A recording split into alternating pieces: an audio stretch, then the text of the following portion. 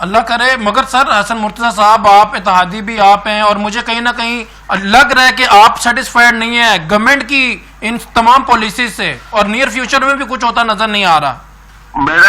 میرا خیال ہے آپ کو اس فلڈ سے زیادہ یہ فکر پڑی ہوئی ہے کہ یہ حکومت کے ساتھ کیوں ہے یا یہ جو حکومت چل رہی ہے یہ چل کیوں رہی ہے. سر میں تو آپ کا خیال سر میں اس کا احترام کرتا ہوں مگر میں یہ آپ کو حلفاً بات کر رہا ہوں کہ مجھے عوام کا خیال ہے. ہمیں فوٹیجز آ رہی ہیں, ویڈیوز آ رہی ہیں, ڈیڈ باڈیز بچوں کی بزرگوں کی نظر آ رہی ہیں اور مویشیوں کے حالات سر آپ کے سامنے ہیں. نہیں کر رہا میں ان فوٹیجز سے تو ڈینائی ہی نہیں کر رہا. میں تو ان سر ہم تو عوام تو سر آپ سے پھر جواب مانگتی ہے نا. ہم تو سوال ہی رکھ سکتے ہیں. ہمارا تو سوال کی صرف جو ہے تھوڑی سی ویلیو ہے مگر ویلیو تو آپ کی ہے, آپ کے عہدوں کی, آپ کی گورنمنٹ کی ہے.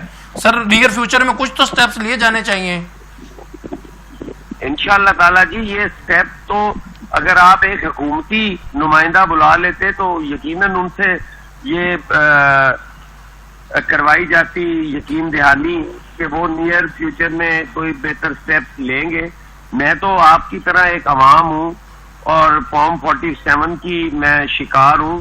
میں آپ سے کیا آپ کو یقین دہانی کرواؤں کہ یہ بہت جلد ہو جائے گا. میرا کام تو لوگوں کی آواز بننا ہے, آواز اٹھانا ہے, وہ میں اٹھا رہا ہوں.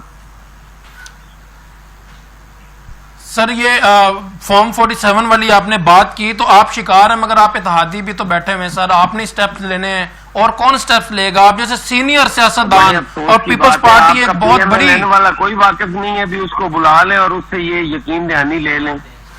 سر وہ ہمارے پروگرام میں کہاں آتے ہیں, ہمیں کہاں ٹائم دیتے ہیں. عوام کی جو ہے وہ آواز نہیں وہ بن رہے اور کسان پریشان ہیں. کھاد کے مسائل آپ نے ڈسکس کی, آپ نے یہ کسانوں کی آواز بلند کی تو وائی ناٹ یہ سیلاب پہ جو ہے وہ ان کے بھی آپ آواز بنے. ان کے لیے آپ کی بات سنی جا سکتی ہے. ہماری تو بات آپ سنتے ہیں, آپ ہمارے لیے حکومت نہیں ہوں. سر بالکل صحیح. سر 47 والی بات بھی آپ نے کی, وہ بھی تھوڑی سٹرینج لگی ہمیں اس میں مگر آپ کی مرضی تو شامل تھی سر. آپ اپنے اتحادی بنے, اپنے مرضی سے سر بنے ڈیفینیٹلی. بھائی اتحادی نہیں ہے, حمایتی ہیں. اتحادی ہوتے تو ہم حکومت میں بیٹھے ہوتے.